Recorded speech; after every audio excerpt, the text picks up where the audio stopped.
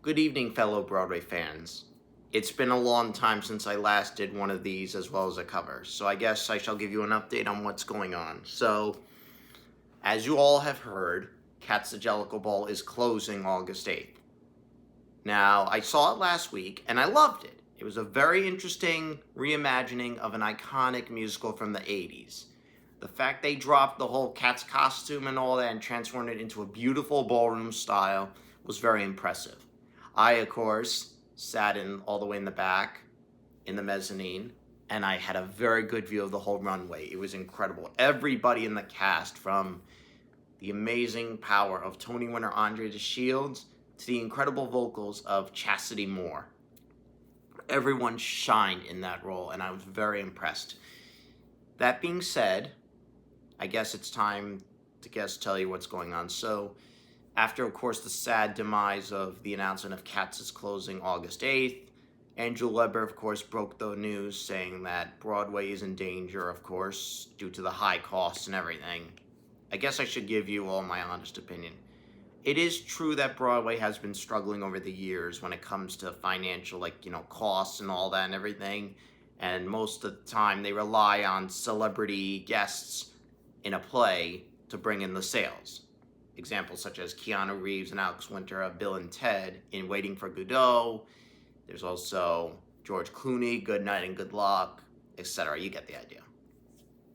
The fact of the matter is that also tickets are very expensive these days, and that is true. And of course, the musicals, of course, they're incredible. All of them are. But they gotta promote more original ideas over film adaptations, jukebox musicals, and revivals. I have nothing against revivals, film adaptations, or jukebox musicals. It just depends on how the pattern works. Whenever they announce a show adapted from a movie, I am okay with it. However, before I get into that show, I do a complete analysis. First, I rent the movie, then I watch it for the first time, and then I decide in my mind, does it have Broadway potential? Now, The Lost Boys, I was very impressed with the musical. It was really good. It was very epic. It gave me that beautiful Outsiders mixed in with Rock of Ages vibe. The visuals were incredible, as well as the stellar cast and everything.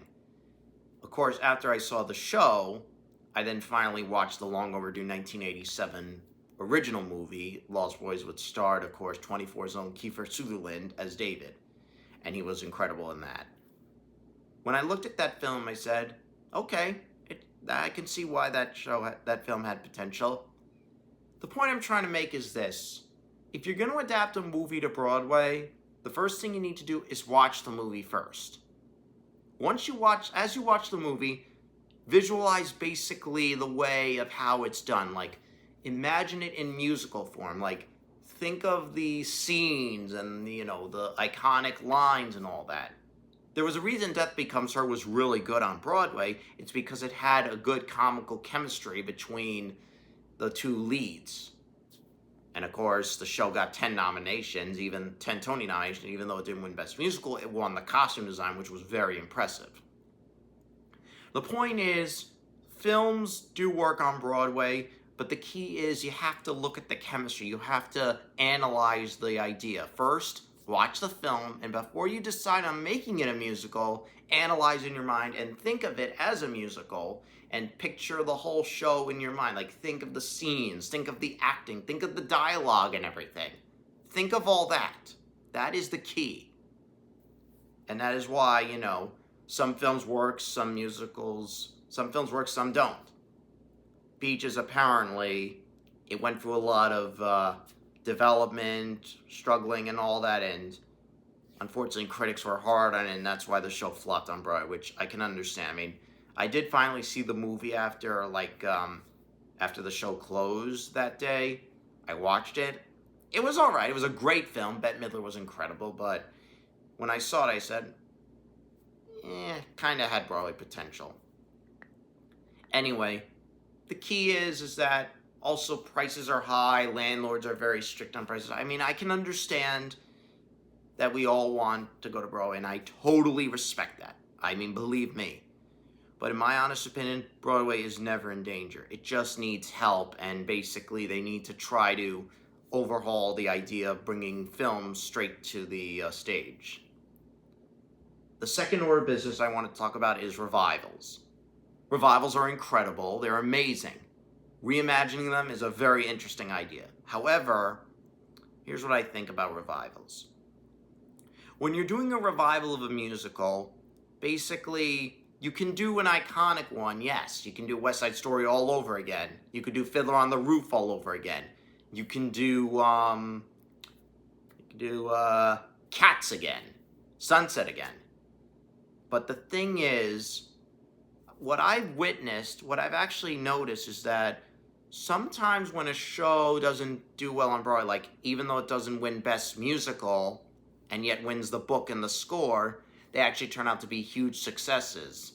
That was the case with Parade and Ragtime. Even though they didn't win Best Musical, their revivals that came were very incredible. Like Parade was amazing.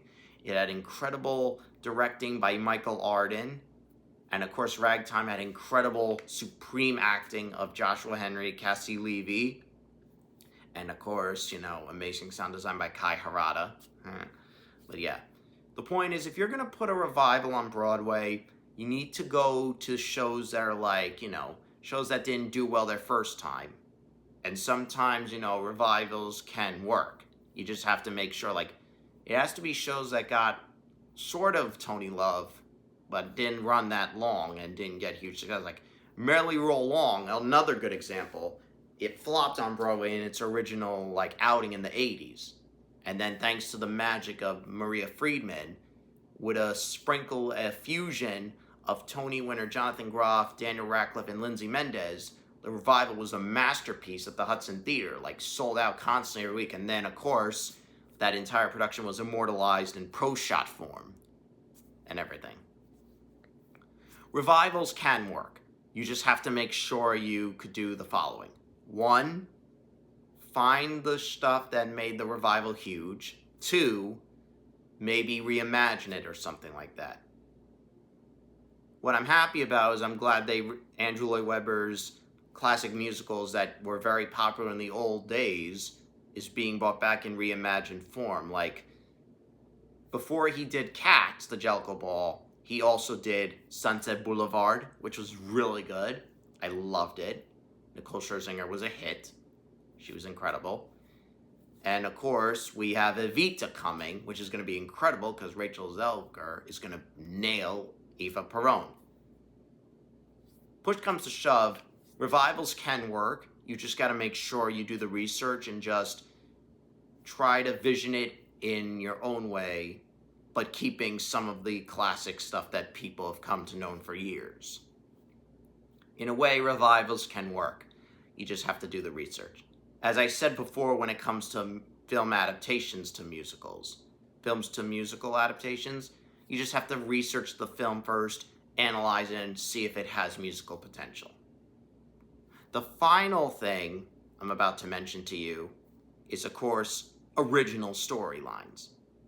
Now, of course, for the past few years, we haven't had that many original ideas really basically become hit musicals. Like, the only time before all this when we had a show that won Best Musical that was based off of something original, not on a book or a movie or anything, was A Strange Loop, which was a very good show.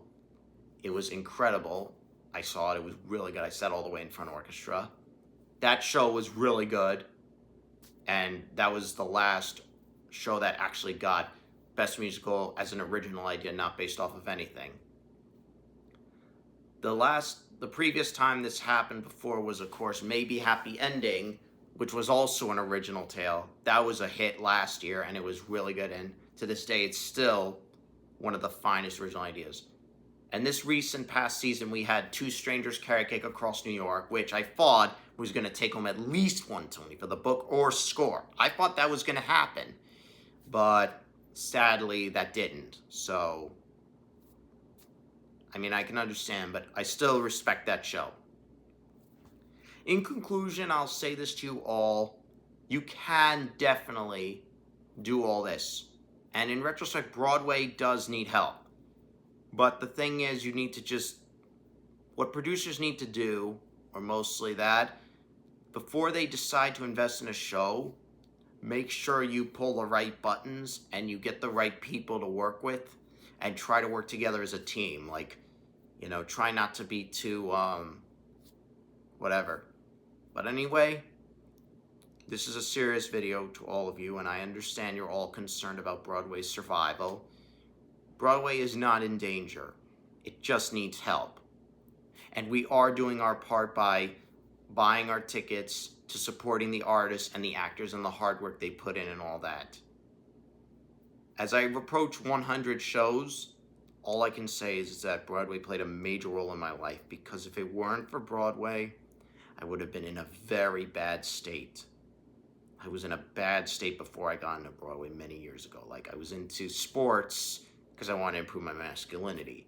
But every time the sports team lost, I'm talking about, of course, the Mets, I got ticked off and aggravated. So when they announced Aladdin was going to come to Broadway, I then ended up supporting Broadway again for the past few years and beyond and everything. As I would say this clearly, Broadway is a very important part of America and everything, and we got to make sure we support the arts, especially the off-Broadway venues, the off-Broadway shows, and of course the organizations, the MTC, Manhattan Theater Club, the Roundabout Theater Company, Lincoln Center, of course. You got to help those organizations, of course, because they put on very good shows and everything. I mean, I'm glad you all understand what I'm trying to say. I'm trying to tell you all is that Broadway is not in danger. It just needs help. And we are trying, but maybe we need to try harder. But it's not us. I think it's mostly the fact that the landlords or producers, they gotta work together more. Anyway, this is a serious message, and I hope you all understand that I am dedicated to helping Broadway even during these dark times. I mean, that's why I'm almost on the brink of 100 shows. To give you all an update of what's going on right now, I'm taking a little breather from covers. I know you all miss my singing and all that, and I understand, but I promise you it'll come back. I just need to make the time. I'm hoping that when the Lost Boys cast down comes out and the Schmigadoon cast down come out, I will get back to doing more covers of songs. In the meantime, I'll give you all an update. I'm actually at over 700 subscribers on my YouTube channel, which is ZachStark24601, and it was a very, very good, it's a very good channel. Lately, I've been putting up comical shorts that have over 10,000 views, because I thought that the shorts are very trending on YouTube, and I want you guys to all have a laugh, besides seeing me perform my covers and everything, so yeah. But basically, I guess that's all I can say. If I can recommend any shows to see this summer, see Schmigadoon, Two Strangers, Carrot Cake Across New York, The Lost Boys, and Titanic. And if you want to see revivals, now's your chance. You have till August 16th for the Tony-winning revival of Ragtime, the multiple Tony-winning revival of Cats, the Jellicle Ball. Definitely look into seeing that. And of course, go do the Time Warp again at the Rocky Horror Show, which is at Studio 54. As far as my update on Broadway is concerned, I will be returning to Broadway Friday, but I'm not seeing a show or anything. I'm just gonna visit basically and all that.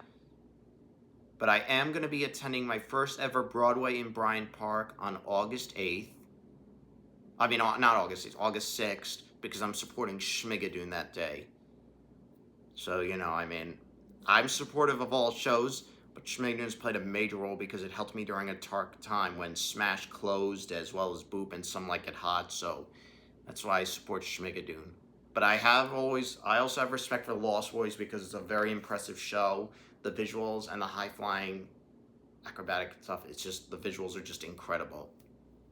Anyway, thank you all for watching this long video.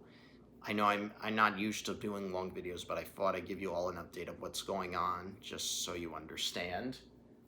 I mean, remember, the Broadway Titan is always going to be around on Broadway. Even if he's not around, he'll always be watching. If you end up going to the Longacre Theater, you could see him wearing his prom shirt and so on, or his Lempicka shirt. Just kidding, he doesn't have a Lempicka shirt, but he did see Lempicka. Or if you end up going to the Walter Kerr, you'll see him in his Hadestown uniform, his Hadestown shirt. Or you could see him at Great Gatsby, whatever works. But anyway, thank you all for watching this video, and do not worry, Broadway will be okay. The key is, things will just have to change. All we can pray for is that we keep supporting the shows, the artists, and everything. Just stand by your show, stand by the arts, support your friends who dream of becoming on Broadway, help them make their dream come true, and also make sure love stays true, as I would say. Let's make sure rainbow dreams always come true. The only reason I say that is because a few weeks ago, if you probably heard, the Supreme Court did an awful ban of birthright citizenship and all that, with the trans athletes no longer allowed to play women's sports, which kind of made me so mad, which is why I got this Pride watch band. I'm not gay. I'm straight. Complete heterosexual.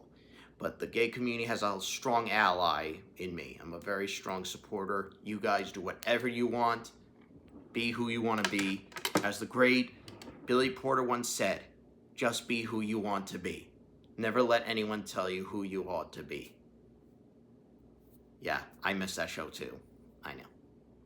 Anyway, thank you so much for watching this long video.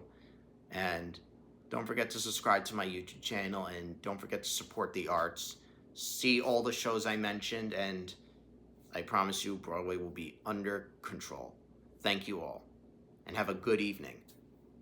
I will keep you all updated on my Broadway posts and everything. Thank you. This is the Broadway Titan signing off just for this video. If you have any questions, DM me. It's at Broadway1. Thank you. Bye.